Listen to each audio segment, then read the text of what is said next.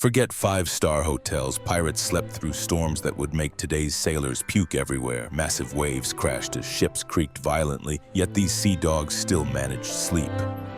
How the hell did they pull this off? Their sleep tricks were stranger than you could ever imagine.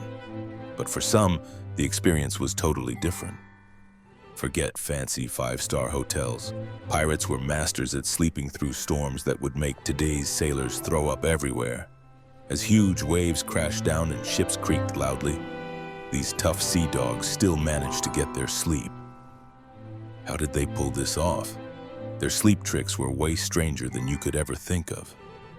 When it came to sleeping on the ocean, wooden beds were pretty much useless.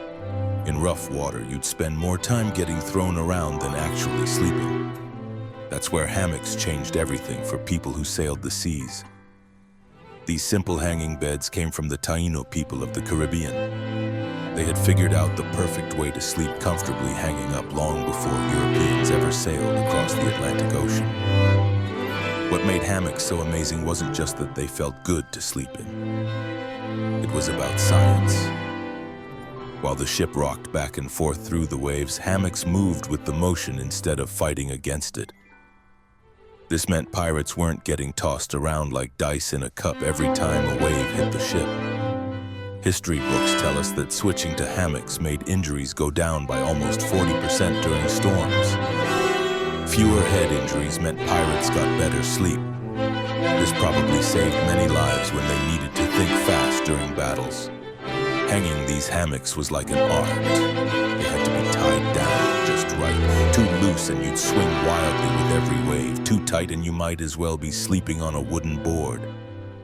Most sailors got thick skin on their hands from tying down their sleeping spots every day. Pirates usually slept about 5 feet above the deck. This gave enough room so they wouldn't get wet from all the water that splashed across the floors during storms. This distance also gave them another big advantage: fewer unwanted visitors at night. Rats were everywhere on ships. They spread sickness and chewed up important supplies, but most rats couldn't climb the ropes to reach sleeping pirates.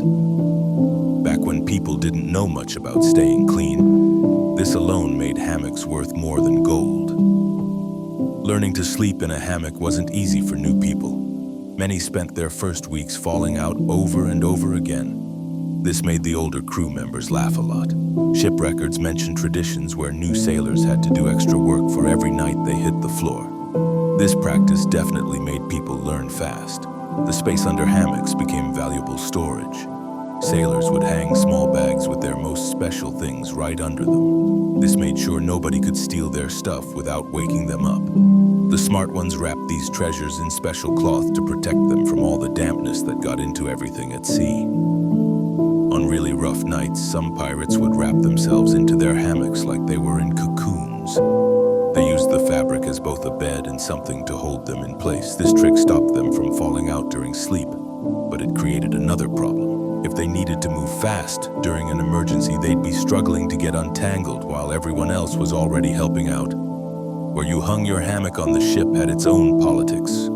The closer to the middle of the boat, the less crazy the rocking got. Older crew members claimed these best spots. New recruits got stuck near the front or back where the rocking was most violent. One story tells about a really clever quartermaster who would trade better hammock spots for extra rum. Even though they were just pieces of canvas and rope, hammocks were some of a pirate's most treasured things. They were often made special with unique knots or small decorative pieces that showed whose was whose. When a pirate died at sea, sometimes their hammock became what they were buried in. It was wrapped around them before being dropped into the deep ocean. But even the perfect hammock could only do so much when Mother Nature decided to test a ship's limits. Midnight strikes. The ship rocks so hard your stomach thinks it's trying out for the circus. Outside, waves taller than the biggest mast threaten to swallow the whole boat. Welcome to sleeping through a storm at sea, where staying in bed becomes an extreme sport. During really bad storms, even the most perfectly hung hammock couldn't promise you'd stay put. Ship records from the early 1700s tell about waves so powerful they could throw sleeping men 6 feet up in the air before gravity reminded them who was boss. One British Navy record said that during a really nasty Atlantic storm, 23 sailors broke bones from being launched from their sleeping spots. Not exactly the wake-up call anyone hopes for. The answer? Many pirates tied themselves into their hammocks using extra ropes. This trick, called lashing in, meant wrapping rope across your body and tying it to the hammock support lines. The trick was finding just the right tightness. Too loose and you'd still get tossed around. Too tight, and you'd wake up with arms so numb they might as well belong to someone else. A storm at sea doesn't care if you're tired, reads one captain's record from 1734. And it really didn't care. When waves crashed over the deck, seawater found its way everywhere. Many sailors woke up to find themselves soaking wet even though they were below deck. The constant dripping from the ceiling boards above created what sailors called sea showers. These were unexpected cold drips that would land right on your face just as you were falling asleep. The sounds alone were enough to keep anyone awake. The creaking of wooden beams fighting against the force of the ocean, the thunderous crash of waves against the side of the ship, the whistling of wind through every tiny crack in the ship's walls. Below deck became like a nightmare concert hall where nature performed its most scary symphony. Those without hammocks came up with other ways to avoid becoming human flying objects. Some slept wedged between barrels, making barriers on both sides. Others tied themselves right to fixed things like support beams or stairways.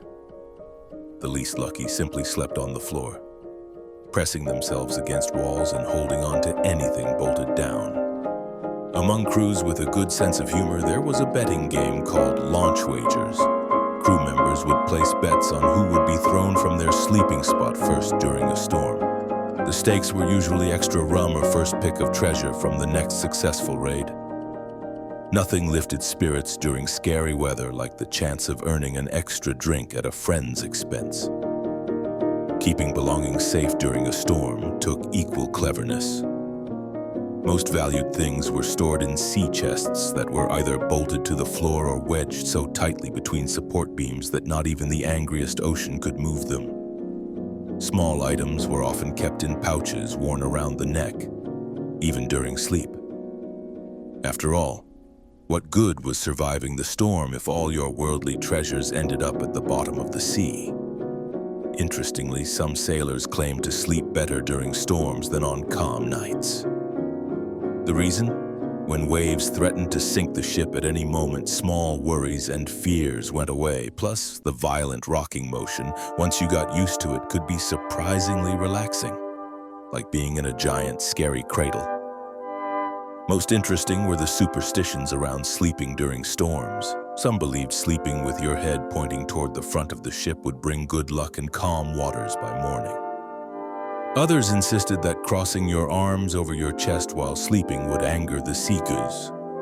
They might mistake you for being already dead and ready for burial. These beliefs were different from ship to ship, creating a complex web of sleeping rituals that no smart sailor would dare ignore. As dawn broke after a stormy night, exhausted pirates would come up from below deck.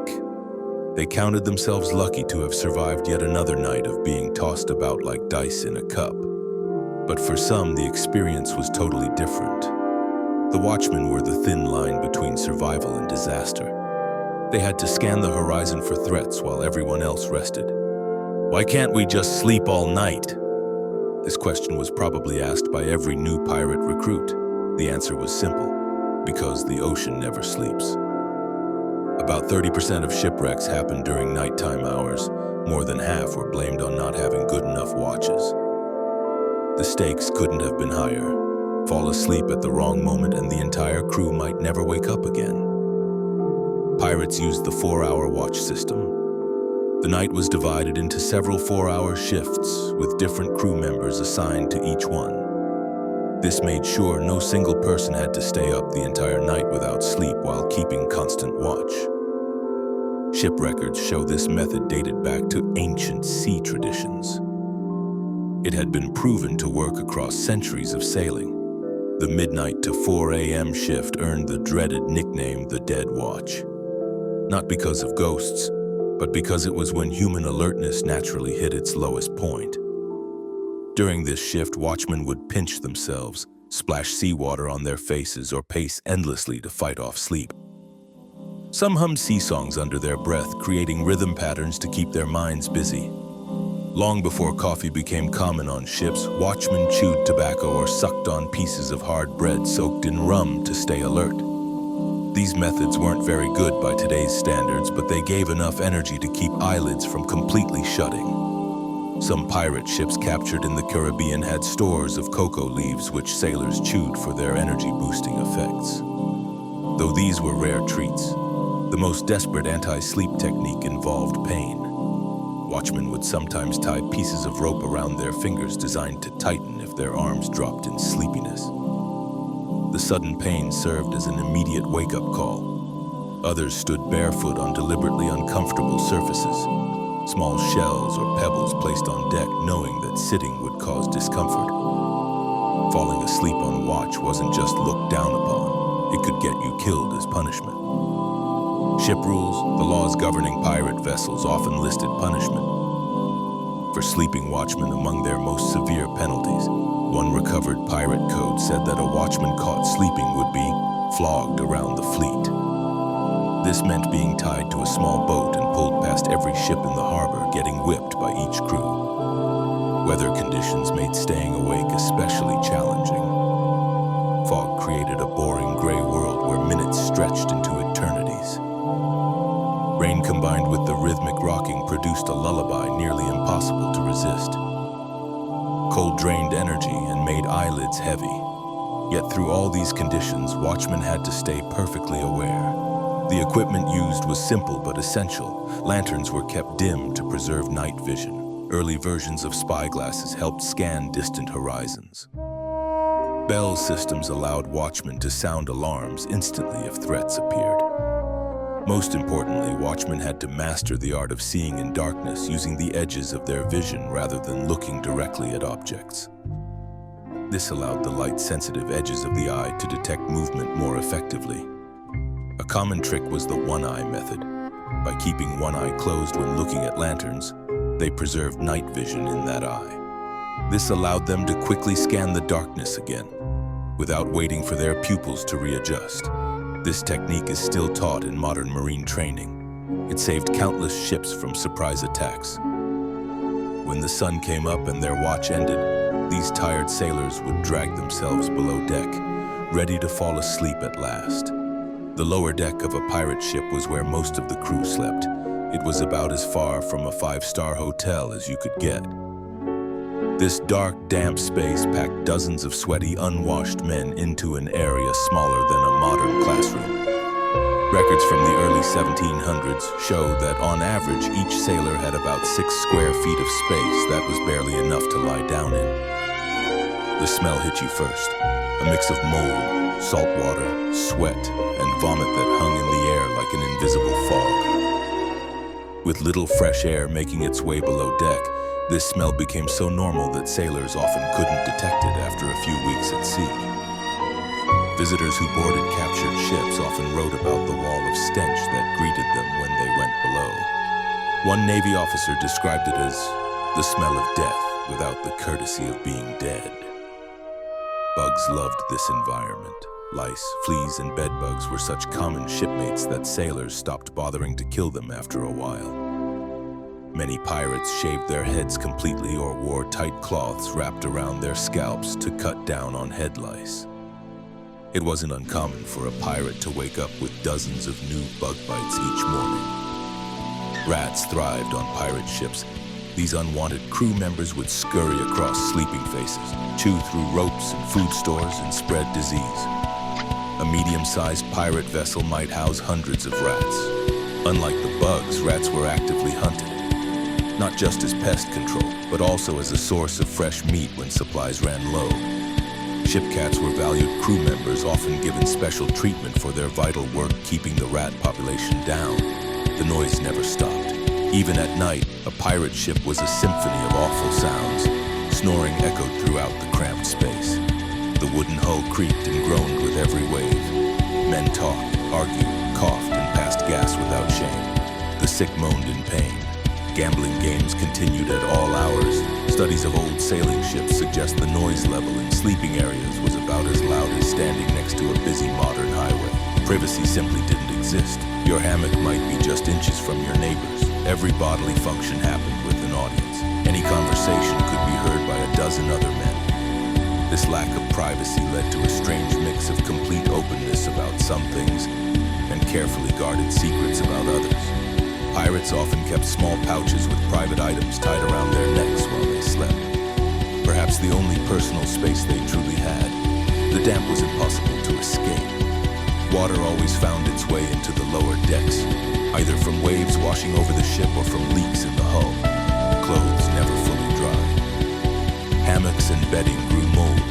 In cold weather, this dampness chilled sailors to the bone. One study of medical records from pirate ships showed that about 20% of illness was related to constant exposure to damp conditions. Light was a rare luxury below deck. A few oil lamps might be lit during evening hours, but they were usually put out to prevent fires while the crew slept. Most pirates got used to moving around in near total darkness, feeling their way to their sleeping spots. Despite these awful conditions, exhausted pirates could sleep through almost anything. Records mention men continuing to snore peacefully even during battles, only waking when physically shaken. The body adapts to what it must. New crew members might spend weeks unable to rest properly. But eventually, even the worst conditions became normal enough to sleep through. Finding the least awful spot to hang your hammock became an art form. The best locations were near air vents or hatches, away from the ship's toilet area and far from food storage that might attract rats. These prime sleeping spots were often fought over or used as gambling stakes. After weeks at sea in these conditions, pirates developed creative ways to make their sleep slightly less miserable. Faced with terrible sleeping conditions, pirates didn't just suffer, they adapted. Over time, they developed clever tricks that helped them catch some rest despite the challenges. These sleep hacks were passed down from veteran sailors to newcomers as essential survival skills. Step 1. Pick the right spot. The most skilled pirates could read a ship like a map. They could identify the driest areas and spots with the best airflow.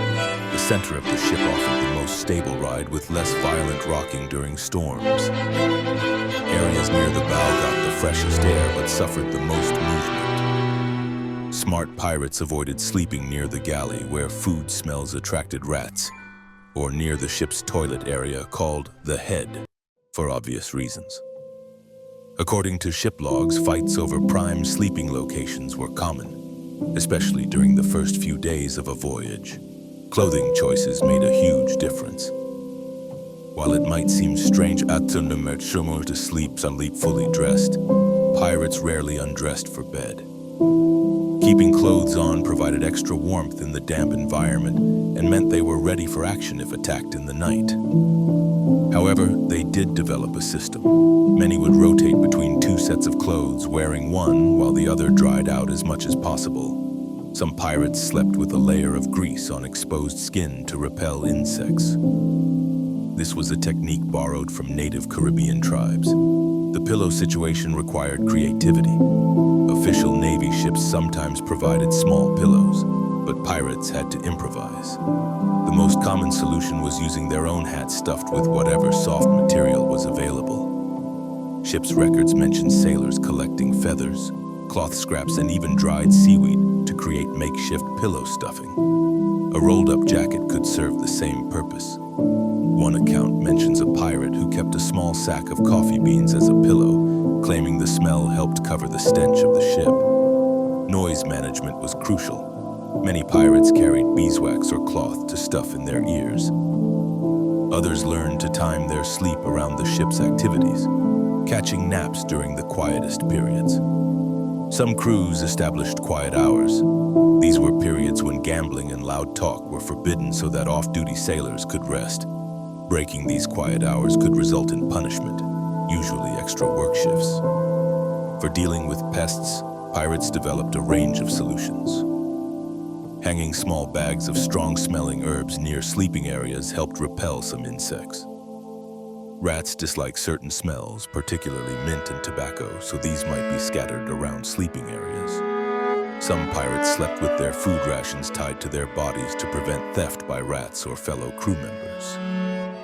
Rat guards, metal discs placed on the ropes holding hammocks, prevented rats from climbing down into sleeping areas. Temperature control was another challenge.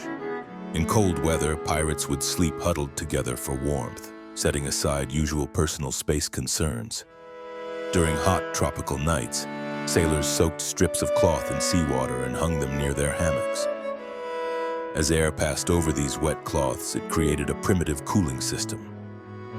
Ship records from Caribbean voyages note that sailors would often sleep on deck during extremely hot nights. They preferred the risk of sudden rain to the stifling heat below. Sleep remedies varied widely among pirates. Rum was the most common sleep aid, though too much made for poor quality rest. Chewing on willow bark, a natural source of compounds similar to aspirin, helped those with pain-induced sleeplessness. Many pirates carried sleep tokens. These were small objects like polished stones or carved bits of wood that they would hold while falling asleep. These served as comfort items in an uncertain world. Finding darkness for sleep required creativity.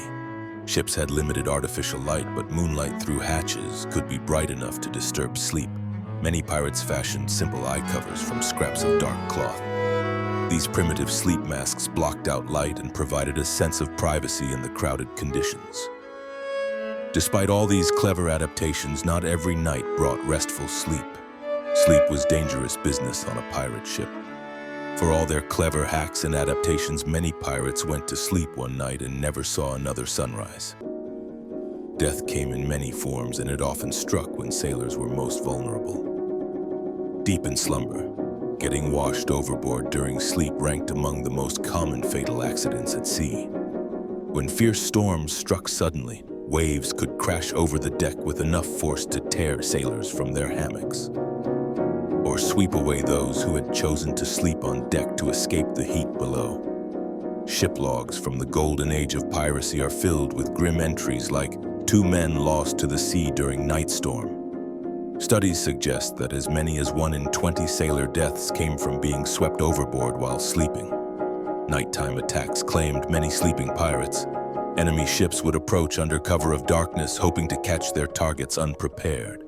A sleeping crew might wake to find grappling hooks already securing an enemy vessel to their ship.